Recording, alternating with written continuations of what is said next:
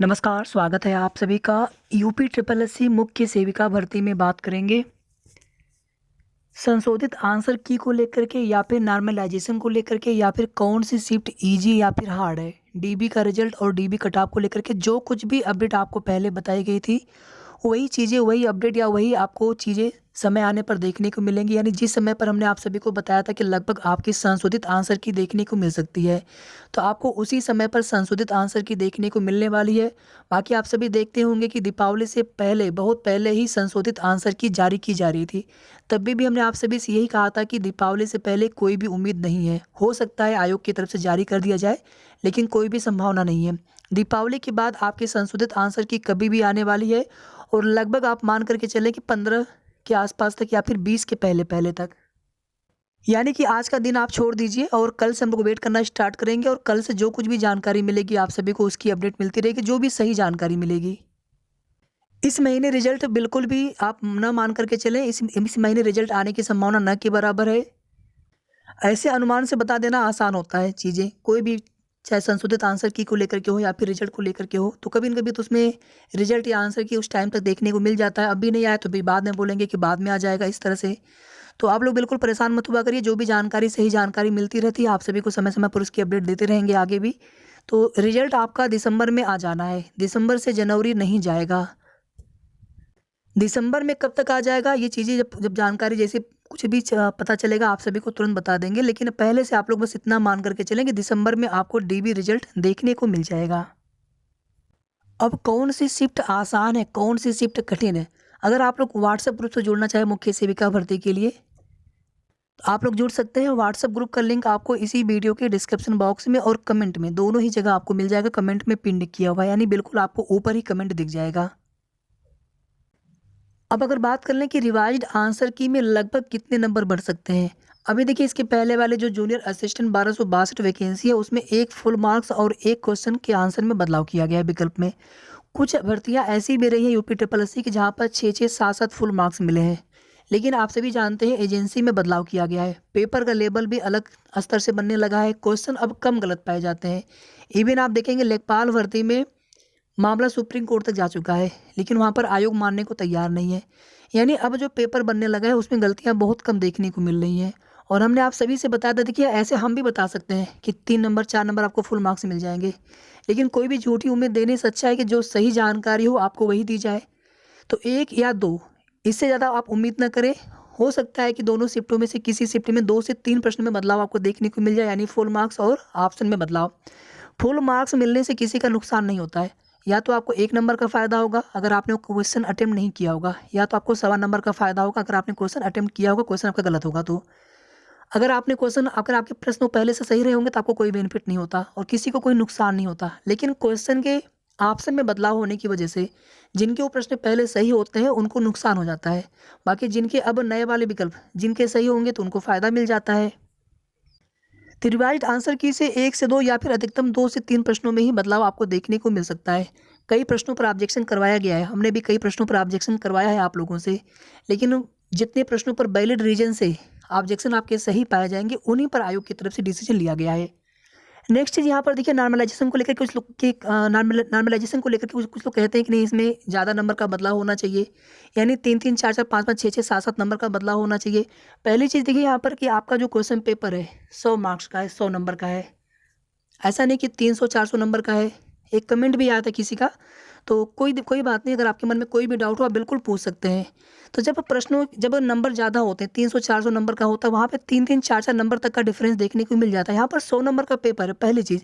Second चीज़ देखिए दोनों ही paper के लेवल में बहुत ज़्यादा डिफरेंस देखने को नहीं मिलेगा। टोटल 54 क्लासेज हमने आप सभी को दी थी, 54 क्लासेज। और जब आंसर की आ गई थी, हमने आंसर जब एग्ज़ाम हो गया था हमने आप सभी को अनऑफिशियल आंसर की भी दी थी। उसमें बहुत सारे प्रश्नों पर आपने कहा था कि हमने गलत बता रखा है आंसर। जब ऑफिशियल आंसर की आई है तो हमने आप सभी को दिखाया भी था कि केवल 2 या 3 प्रश्नों में ही बदलाव देखने को मिला, बाकी हमारी आंसर की ऑफिशियल आंसर की से लगभग मैच कर रही थी।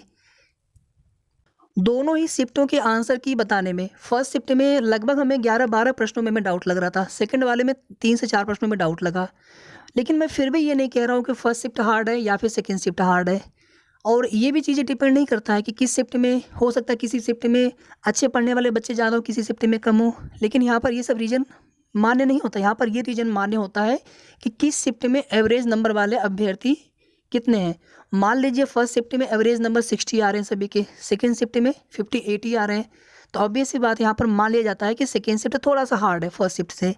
कितने नंबर घटेंगे बढ़ेंगे इसका पहले से कोई अनुमान नहीं लगाया जाता, ये डिपेंड करता है दोनों पेपर के लिए, दोनों शिफ्टों के लेवल में कितना डिफरेंस है।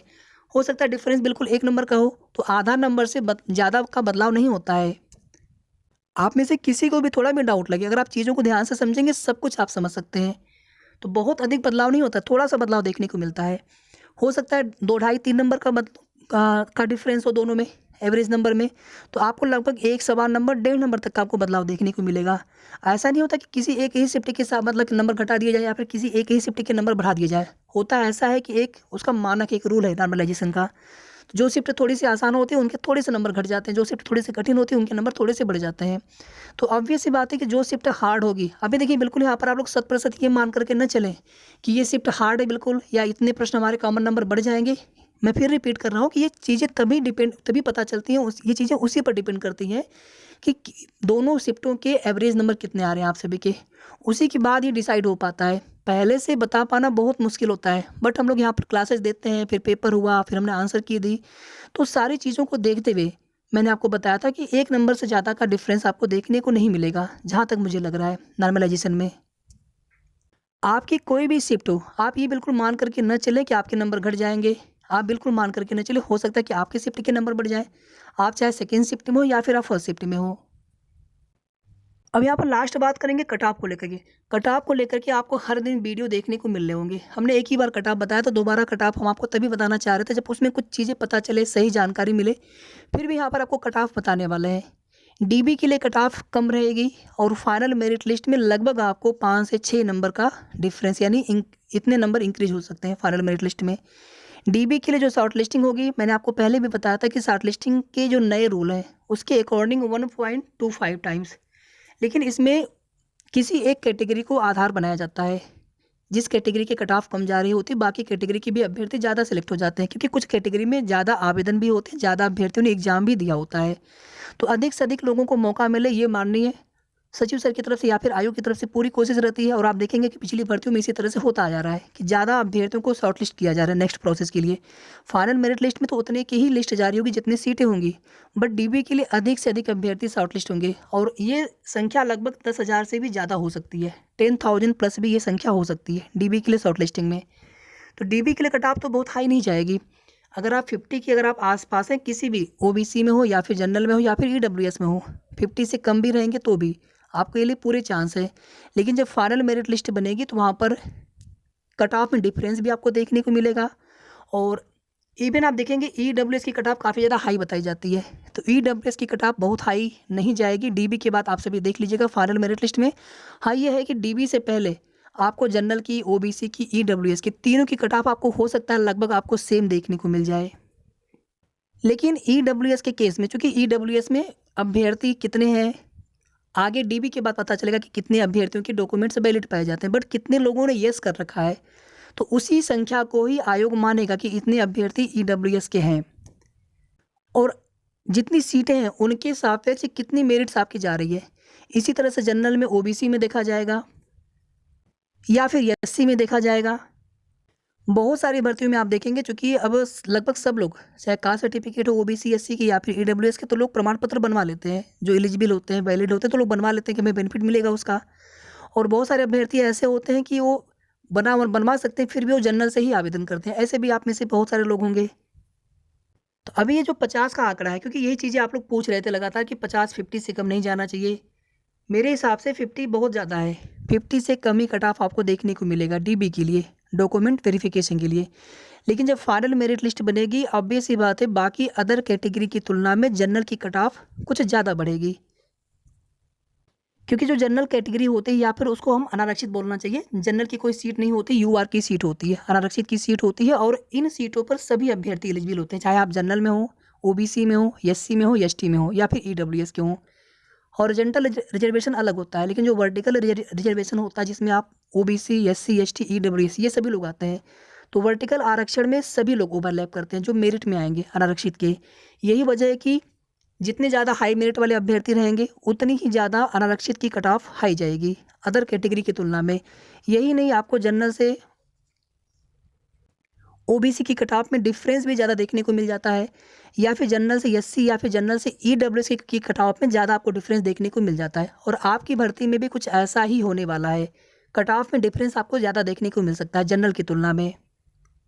और जनरल की कट ऑफ 60 से ऊपर नहीं जाना चाहिए, चाहे कितने भी आपको सीटें कम लग रही हों, चाहे कितने भी हाई मेरिट वाले अभ्यर्थी हों।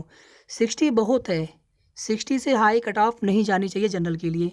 इसी तरह से ओबीसी के अगर आप अभ्यर्थी हैं, फाइनल मेरिट लिस्ट के लिए मैं बता रहा हूँ। अब यहाँ पर देखिए होता ये है कि हमारे नंबर कम होते हैं तो हम होपलेस होने लगते हैं, तो ये केवल एक्सपेक्टेड कट ऑफ है। आगे जब सही जानकारी मिलेगी कट ऑफ को लेकर के, मेरिट लिस्ट को लेकर के, आप सभी को बता देंगे। लेकिन अभी एक अनुमान के लिए मैं आप सभी को बता रहा हूँ। बाकी अगर आपके नंबर कम हो, किसी को भी यहाँ पर निराश नहीं होना है। ये भर्ती में उम्मीद तब तक आपको रखनी जब तक कि भर्ती कंप्लीट नहीं हो जाती है, और फाइनल सिलेक्शन जब तक हो नहीं जाता तब तक हमें कुछ भी मान करके नहीं चलना होता है। कंपटीशन है, लेकिन हम इस भर्ती के साथ साथ आगे की तैयारी जरूर करते रहेंगे।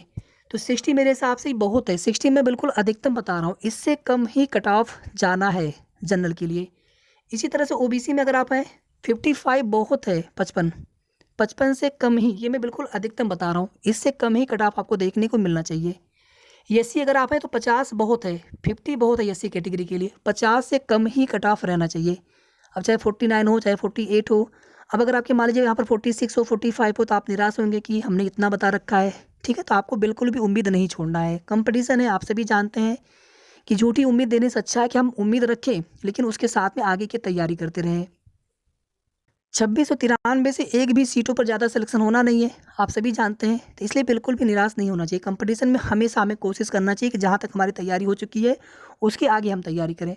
हमारे नंबर कम हो, क्या पता कट ऑफ कम चली जाए, बहुत सारी चीज़ें होती, क्या पता डीबी स्किप अधिक हो जाए, बहुत तरह की चीज़ें होती हैं। क्या पता बहुत सारे लोगों के डॉक्यूमेंट सही ना पाए जाए, या बहुत सारे लोग डीबी ही छोड़ दें। तो बहुत सारे फैक्टर होते हैं आगे चल करके, तो उसी पर चीज़ें डिपेंड करती हैं कि कट ऑफ कितना जाएगा, या फिर कट ऑफ कितना डाउन होगा, या फिर कट ऑफ कितनी बढ़ेगी डीबी वाले कट ऑफ से।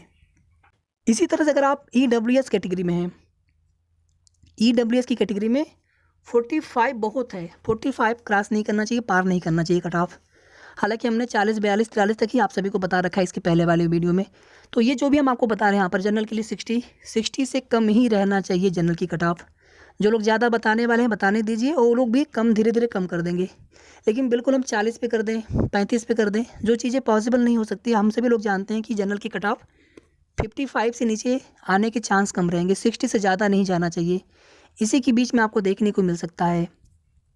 इसी तरह से ओबीसी की 55 या 55 से कम, एससी की 50 या 50 से कम, ईडब्ल्यूएस की 45 बहुत है, 40 से 45 तक बहुत है, तो इससे कम ही कट ऑफ रहने की उम्मीद है। एसटी कैटेगरी में जो अभ्यर्थी होंगे, हो सकता है कि आप लोगों के सिलेक्शन 10-12 नंबर पर भी हो जाए। यहाँ पर कोई मिनिमम क्वालिफाइंग मार्क्स आपको नहीं चाहिए, आप सभी लोग जानते हैं। तो हो सकता है बहुत कम नंबर पे आपका सिलेक्शन हो जाए। अब इसके अलावा जो क्षैतिज आरक्षण होता है, क्षैतिज आरक्षण में आप सभी जानते हैं कि अगर मेल फीमेल दोनों होते तो महिलाओं को क्षैतिज आरक्षण का भी लाभ मिलता है। अगर केवल महिला अभ्यर्थी है तो यहाँ पर लाभ नहीं मिलेगा।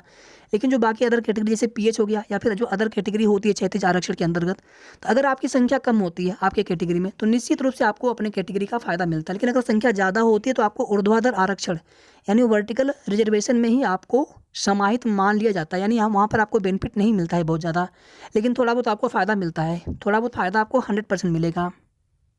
तो कट ऑफ को लेकर के आप लोग बिल्कुल परेशान होना छोड़ दीजिए। आप जितना देखेंगे कट ऑफ की वीडियो, उतना आप लोग कन्फ्यूज होंगे, उतना आप लोग परेशान होते रहेंगे। तो बिल्कुल आप लोग परेशान होना छोड़ दीजिए, निश्चिंत रहिए, खुश रहिए, अपना ध्यान रखिए और तैयारी करते रहिए कुछ ना कुछ आगे की। बहुत सारी भर्तियाँ होती रहती हैं। व्हाट्सएप ग्रुप से आप सभी ना जुड़े हो तो आप तुरंत ज्वाइन कर लीजिएगा। संशोधित आंसर की आपकी 20 नवंबर से आगे नहीं जाना चाहिए, 20 नवंबर से पहले पहले ही आपको देखने को मिल जाना चाहिए, और ज़्यादा उम्मीद है कि 15-16 के आसपास तक। बाकी की जो भी जानकारी मिलेगी कल आप सभी को बता देंगे। और रिजल्ट आपका दिसंबर में ही आने के 100% चांस है, दिसंबर में भी चाहे जब आ जाए। और ये रिजल्ट आपका डीबी के लिए होगा, इसमें आपको अपने मार्क्स पता नहीं चलते हैं, कोई मेरिट लिस्ट नहीं आती, केवल आप क्वालिफाइड है ये लिख करके आपके रिजल्ट में आता है। फिर आपको डॉक्यूमेंट वेरिफिकेशन के लिए लगभग आपको नेक्स्ट ईयर में जनवरी लास्ट या फिर फरवरी में भी बुलाया जा सकता है, और मार्च तक पूरी उम्मीद है कि आपकी फाइनल मेरिट लिस्ट जारी कर दी जाए। बाकी आगे मुख्यमंत्री जी के ऊपर निर्भर रहेगा, हो सकता है कि आचार संहिता लागू होने से पहले पहले अप्रैल के स्टार्टिंग में 5-10 अप्रैल तक आपके नियुक्ति पत्र वितरण समारोह भी करवा दिए जाएँ। अब यहाँ से आपके मन में कोई भी सवाल हो, आप कमेंट करके पूछ लीजिएगा, चाहे आप व्हाट्सएप या कॉल कर सकते हैं अगर आपको बहुत आवश्यक लगे। वीडियो को आप सभी शेयर जरूर कर दीजिएगा, शेयर कर देंगे तो सभी को सही जानकारी मिलती रहेगी। लाइक भी आप सभी कर दीजिएगा, और अगर आपने चैनल को सब्सक्राइब न किया हो तो सब्सक्राइब भी कर लीजिएगा। धन्यवाद।